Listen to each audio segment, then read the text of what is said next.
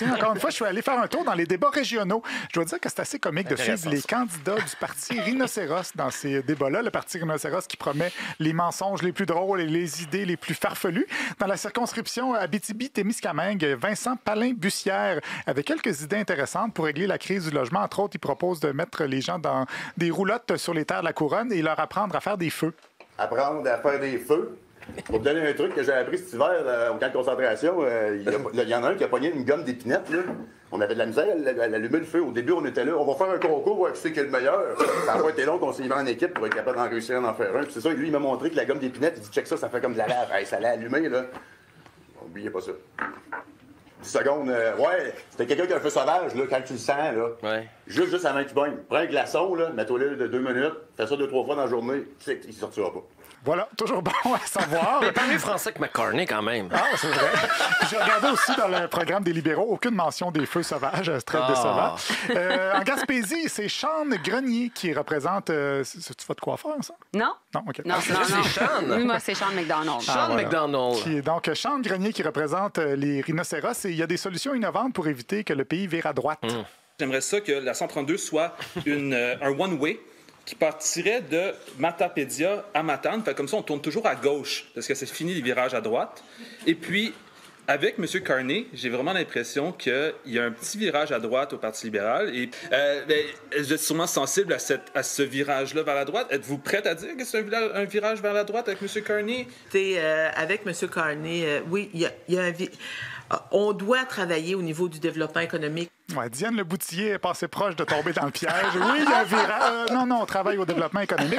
Pourrait être très drôle, ce monsieur Grenier, dans ce débat-là, sauf quand il a parlé de climat, parce que oui, il est très sérieux, parce que le climat, c'est une cause qui lui tient à cœur. Ce qui est aussi le cas du candidat du Parti populaire de Maxime Bernier, Christian Rioux, pas le chroniqueur du Devoir, un autre Christian Rioux, qui était sur ce même panel, mais lui, ça lui tient à cœur parce qu'il ne croit pas assez au changement climatique.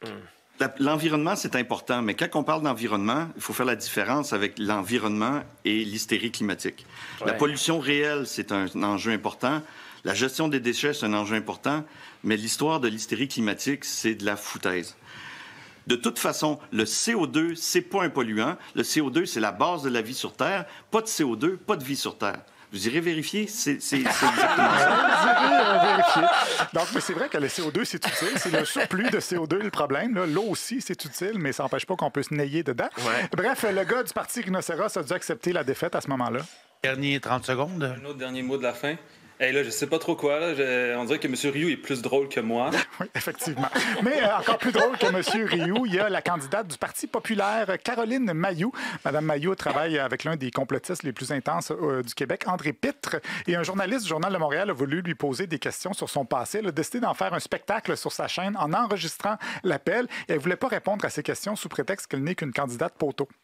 Donc, vous refusez de répondre à nos questions. Mis à part salir un parti, là, je vois pas du tout quelle est l'orientation de votre travail, de votre appel aujourd'hui. Comme journaliste payé par les fonds publics, je pense que vous devriez couvrir autre chose pendant une... Je sais pas si vous enregistrez l'appel puis vous voulez faire un genre de spectacle avec ça, mais moi, j'ai vraiment des questions à vous poser puis vous m'interrompez depuis tantôt. Quelle serait votre prochaine question? On va voir si c'est plus intéressant. Puis sinon, je vais devoir vous dire, on doit quitter l'appel parce que j'ai pas le temps.